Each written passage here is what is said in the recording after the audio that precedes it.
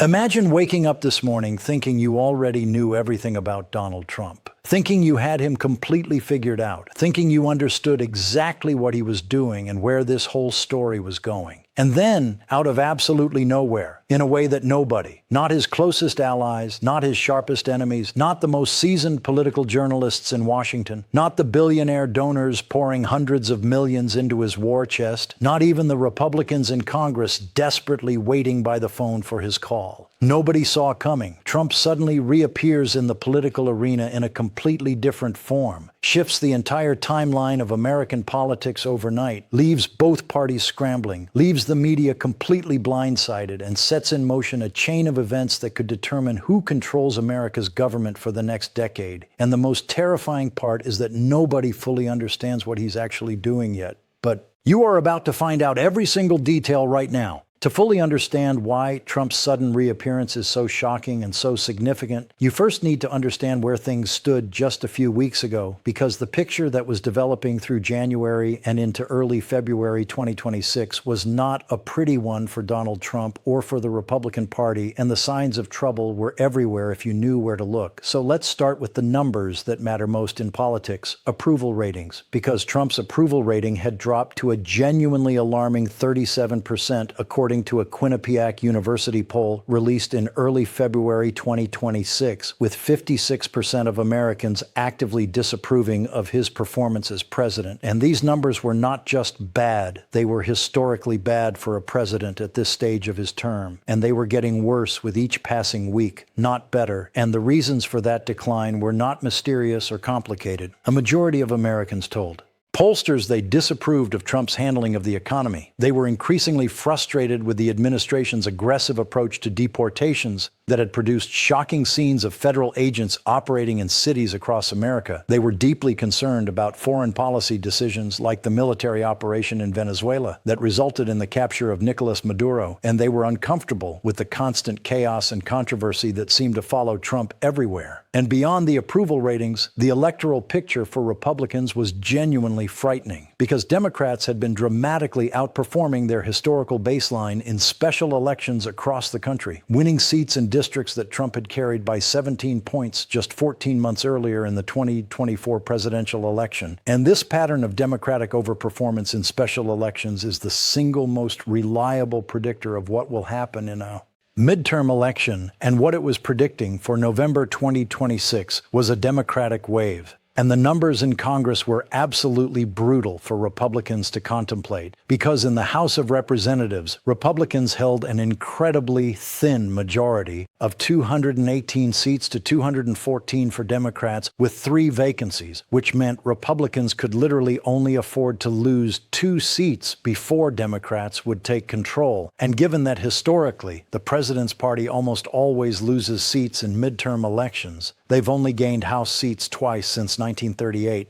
The math was terrifying. And in the Senate, the situation wasn't much better, with Republicans holding a 53-47 advantage, but needing to defend 22 seats compared to only 13 for Democrats. And with 6 of those Republican-held seats considered genuinely competitive in states like Maine, North Carolina, Alaska, Ohio, Iowa, and Texas, and Trump himself knew the stakes. He had told people around him that the only thing he worried about was losing Republican control of Congress in November, because if Democrats took back the House, they could stymie his entire legislative agenda, launch devastating investigations into his administration, and quite possibly pursue a 3rd impeachment proceeding against him. And so as January turned to February 2026, everyone in Washington was waiting for Trump to reveal his plan, waiting for him to step up and lead his party into the midterm battle, waiting for him to deploy the massive $483 million war chest that he and his allies had accumulated, and waiting for him to start making endorsements in key races and clearing the field of weaker candidates who might lose general elections even if they won primaries. And instead, Trump went quiet. He went silent. He seemed detached and non-committal. He appeared to be focused entirely on his foreign policy.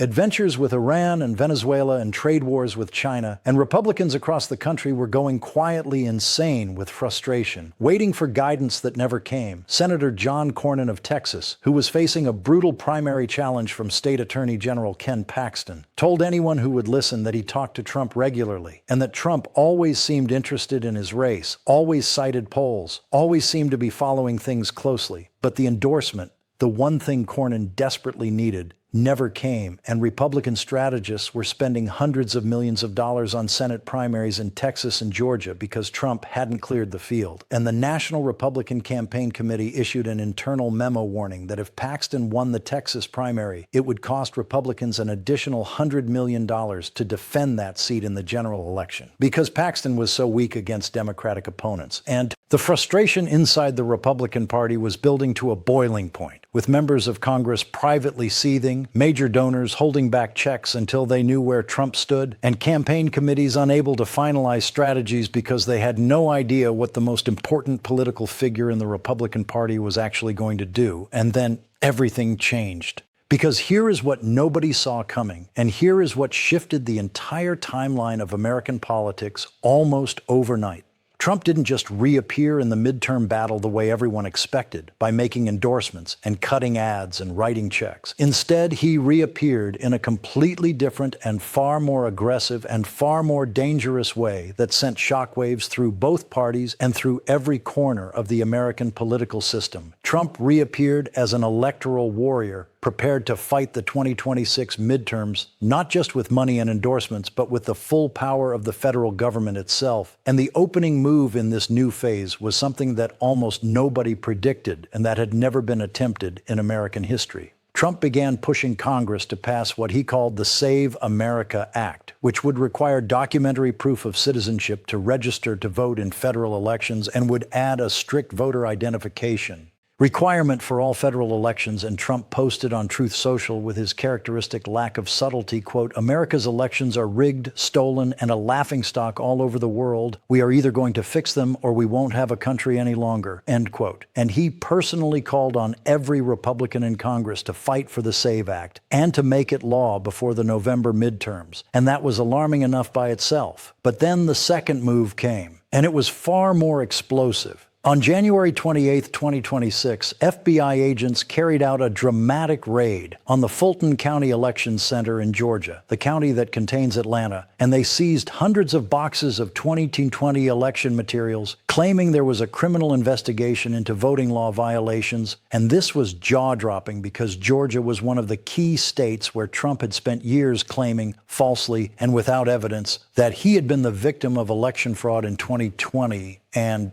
multiple recounts, audits, and court proceedings had confirmed beyond any reasonable doubt that Joe Biden won Georgia by nearly 12,000 votes. But now Trump's FBI was raiding election offices and seizing ballots from that very election. And the message to Georgia's election officials and to election officials across the country was unmistakable and chilling. Cooperate with our vision of how elections should be run or face federal law enforcement action. And then came the third move that truly revealed the scope of what Trump was attempting. Because Democratic Senator Adam Schiff of California went on national television on ABC's This Week and said something so alarming it stopped political Washington cold. Schiff said that he believed Trump intended to try to subvert the 2026 midterm elections, that if Republicans lost seats in Congress, Trump was prepared to try to take some kind of action to overturn the results. And Schiff said, quote, "We cannot ignore what they're telling us they're going to do, because time and time again we have seen that they're willing to go to extraordinary and lawless lengths," end quote. And Schiff pointed to Trump's demand to, quote, "nationalize elections and have Republicans, quote, take over the voting as evidence that Trump was planning something unprecedented." And the voting rights community erupted in alarm, because suddenly the question wasn't just whether Democrats could win enough seats in November 2026. The question was whether they would be allowed to win even if they did. And Republican governors started distancing themselves from Trump's election demands, with Texas Governor Greg Abbott, one of Trump's strongest allies, publicly saying, quote,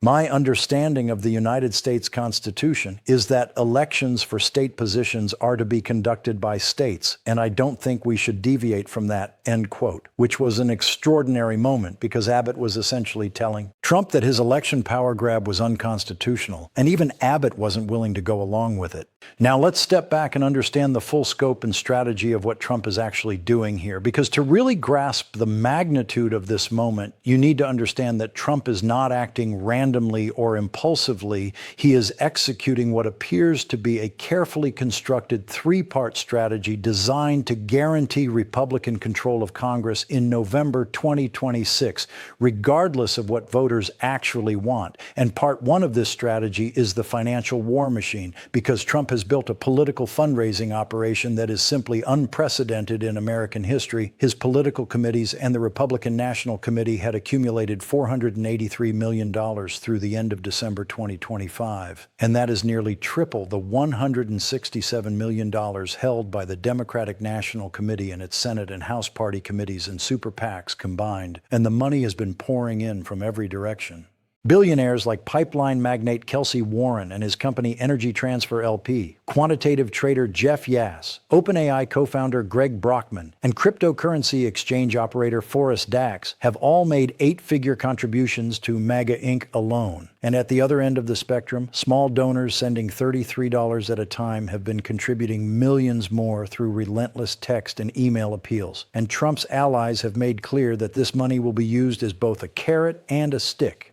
Candidates who support Trump's agenda will get lavish funding, while Republicans who have crossed Trump on votes like the signature tax bill or the release of the Epstein files will face well-funded primary challengers. And Trump has already demonstrated this in Tennessee, where MAGA Inc. spent $1.7 million backing Republican Matt Van Epps in a special election and won. And the message to every Republican in Congress is crystal clear: fall in line with Trump or face a primary funded by a $300 million super PAC. And part two of the strategy is the endorsement kingmaker game, where Trump plans to use his personal endorsement, still the single most valuable political asset in Republican politics, to shape the field of candidates across dozens of races. But here's the twist that has everyone baffled. Trump is deliberately withholding his endorsements and his spending approval until the last possible moment, keeping everyone guessing, keeping everyone anxious, keeping everyone dependent on him. And Republican strategists are frustrated to the point of madness because they cannot plan their campaigns without knowing whether Trump will back them. But from Trump's perspective, this is intentional, because as long as everyone is waiting for him, he maintains maximum leverage over everyone. And part three of the strategy is the most controversial and dangerous, using the power of the federal government itself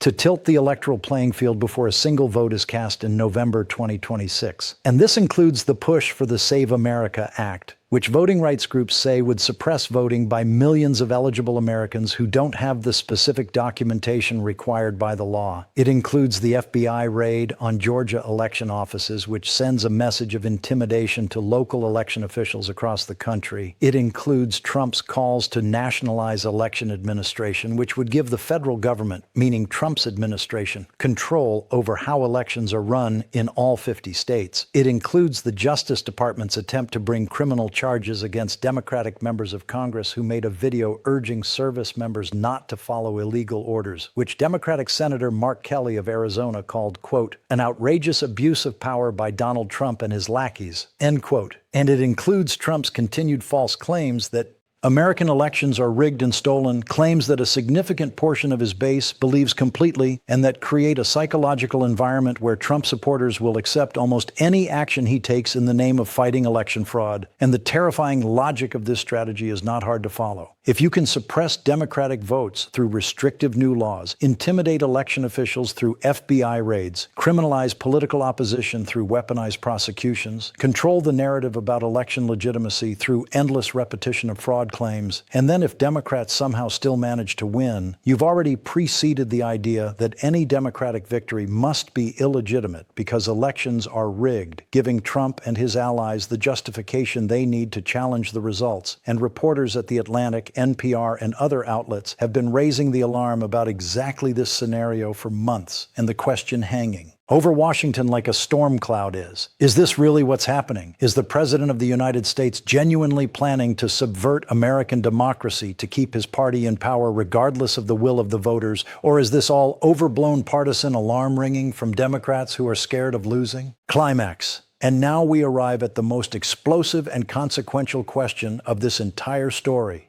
What does Trump's sudden reappearance as an electoral warfare president mean for American democracy, for the November 2026 midterms, and for the future of self-governance in the United States? And the answer depends entirely on which of two very different realities you believe you're living in. So let me lay out both with complete honesty, because this is not a simple story with simple answers, and you deserve to understand the full complexity of what's happening. In reality number one, the reality that Democratic politicians like Senator Schiff and analysts at The Atlantic are describing, Trump is executing a comprehensive, multi-layered plan to ensure that Republicans maintain control of Congress in November 2026, regardless of what voters actually want. In this reality, the Save America Act is designed not to protect election integrity, but to suppress Democratic votes by creating bureaucratic hurdles that disproportionately affect young voters, low-income voters, minority voters, and elderly voters who are more likely to support Democrats. In this reality, the FBI raid on Georgia election offices is designed not to investigate genuine crimes, but to intimidate election officials across the country into compliance with Trump's preferred interpretation of election law. In this reality, the attempts to criminally charge Democratic members of Congress for making a political video is designed not to enforce genuine laws, but to silence political opposition and deter other Democrats from speaking out. In this reality, the calls to nationalize elections are designed not to improve election security, but to give Trump's administration direct control over how ballots are counted and certified in key states. In this reality, the months of withholding endorsements and spending plans is designed not because Trump is uncertain, but because he is deliberately keeping everyone off balance and maximally dependent on him. And in this reality, if Democrats win enough seats in November to take back the House or Senate, Trump will challenge the results using the machinery of the federal government, the loyalty of election officials he has intimidated into cooperation, the legal arguments pre-built by years of false fraud claims, and the support of a Republican base that has been conditioned to believe that any election they lose was stolen. And the consequences of this reality for American democracy would be genuinely catastrophic. It would mean the end of the peaceful transfer of power as a cornerstone of American governance. It would mean elections become performative exercises where outcomes can be overridden by whoever controls the federal government. It would mean the United States slides toward the kind of managed democracy seen in countries like Hungary under Viktor Orban or Turkey under Erdogan, where elections happen, but the results are never really in doubt. And in reality number two, the reality that Trump and his allies would describe, everything that looks alarming from the outside is actually completely legitimate and necessary. In this reality, the Save America Act is simply common sense election security that 83% of Americans support, according to a Pew Research Center poll, including 95% of Republicans and 71% of Democrats. In this reality, the FBI investigation in Georgia is a genuine law enforcement action investigating real potential violations of election law. In this reality, the prosecution of Democratic members of Congress who made a video urging service members to disobey orders is simply upholding the law against conduct that was genuinely inappropriate. In this reality, Trump's strategic deployment of endorsements and money is smart politics, not authoritarian manipulation. In this reality, Trump is a president fighting for his agenda, and his party in a tough political environment using every legal tool available to him, which is exactly what presidents have always done. And the truth, as is almost always the case in politics,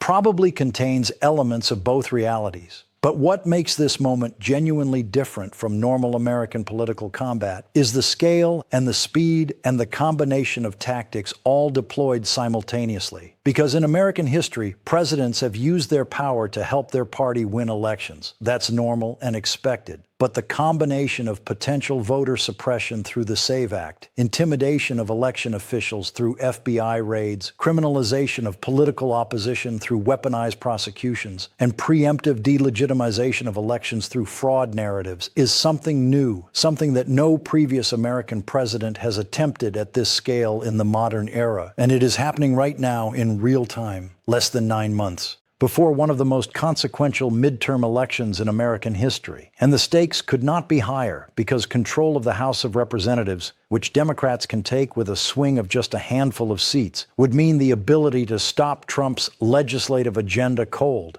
to launch investigations into his administration, to subpoena documents and witnesses, to hold hearings, and possibly to begin impeachment proceedings for the third time. And Trump knows this, which is precisely why he is reappearing in this dramatic and aggressive new form. Because he understands that the midterms are not just a political contest. They are a battle for the survival of his entire second-term agenda, and perhaps his personal legal protection as well. So what does all of this mean for you, for American democracy, for the midterm elections in November 2026, and for the country's future? And how should you think about what's happening and what you should do about it? Well, first and most fundamentally, you need to understand that the 2026 midterm elections are going to be the most consequential non-presidential elections in living memory, because the stakes are genuinely existential for both parties and for the structure of American government itself. If Democrats take back the House, it means gridlock and investigations and possibly impeachment. If Republicans hold the House, it means Trump's agenda continues unchecked for 2 more years and potentially through 2028, and the margin is razor thin. Republicans can only afford to lose 2 seats in the House, which means every single competitive district matters enormously. Second, the financial numbers are staggering and they tell an important story. Trump and Republicans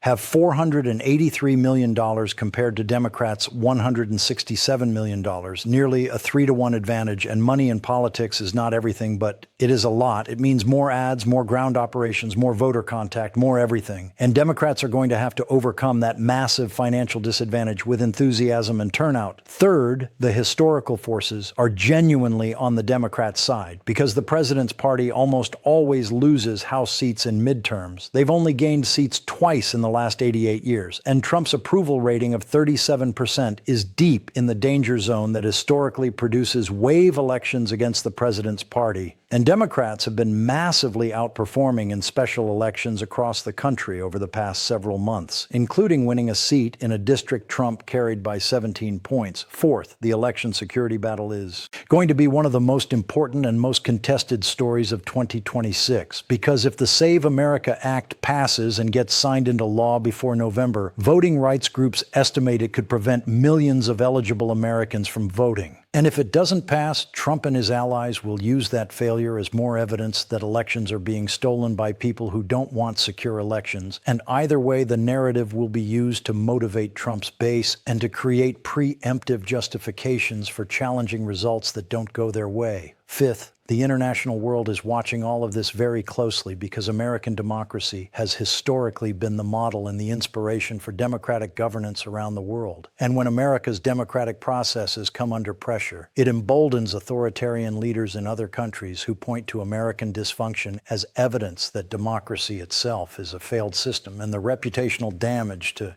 American democratic leadership from the scenarios being described is enormous and potentially lasting. Sixth, the Republican Party itself is at a fascinating and dangerous inflection point, because there are clearly elements within the party, like Governor Abbott in Texas, who publicly contradicted Trump on election nationalization, who are uncomfortable with where Trump is taking the party on democratic norms. But there are very few Republicans willing to say so publicly, because the cost of crossing Trump is so high. And that dynamic, where the private concerns are never translated into public action, is precisely how democratic backsliding happens in other countries, where the institutions meant to check executive power become complicit in their own undermining. Seventh, Trump's strategy of deliberate uncertainty, withholding endorsements, keeping spending plans secret, maintaining maximum suspense, is itself a form of power. And understanding it helps you understand Trump's political genius, because by keeping everyone waiting and guessing, he maintains leverage over everyone. Republicans are desperate for his endorsement. Democrats are desperate to know what he's going to do. The media is obsessed with every signal and rumor about his plans. And all of that attention and anxiety is itself a form of dominance that keeps Trump at the absolute center of American political life, exactly where he wants to be. Eighth, the midterm elections in November 2026 are now less than 9 months away, and the campaign is already fully underway. Even if it doesn't feel like it yet, the money is being raised, the candidates are being recruited, the voter files are being built, the opposition research is being compiled, and the strategic decisions about where to compete and how to compete are being made right now. And the decisions made in these coming months will determine the composition of Congress for the next 2 years, and will shape the trajectory of American politics for a generation. And finally, what can you do about all of this? Well, first, and most obviously, you can vote, and not just in the general election in November, but in primaries. Because in many cases, the most important decisions about who will represent your community are made in primary elections that most people never participate in. And second, you can pay attention, because democracy requires an informed citizenry, and the stories we're discussing today about voter suppression laws, about election official intimidation, about the criminalization of political opposition, about the weaponization of federal law enforcement. These are not abstract or distant issues. They affect every single American and every single American's ability to choose their own government. And third, you can support the institutions that protect democratic governance, whether that means supporting voting rights organizations, supporting independent journalism, supporting candidates who believe in the rule of law and peaceful transitions of power, or simply talking to your friends and family and neighbors about what you're seeing and what it means, because the most powerful force in a democracy is ultimately an engaged and informed citizenry that refuses to accept the erosion of its rights. And fourth, and most importantly, remember that this story is still being written. Trump's reappearance as an electoral warfare president is a dramatic and alarming development, but it is not the final chapter. The midterm elections have not happened yet. The courts are still functioning. The press is still reporting. The opposition is still organized. And the American people have surprised everyone before with their willingness to defend their democracy when they truly understand it's under threat. And that's the real story behind Trump's shocking reappearance in a way nobody saw coming. It's a story about a president willing to use every available tool of power to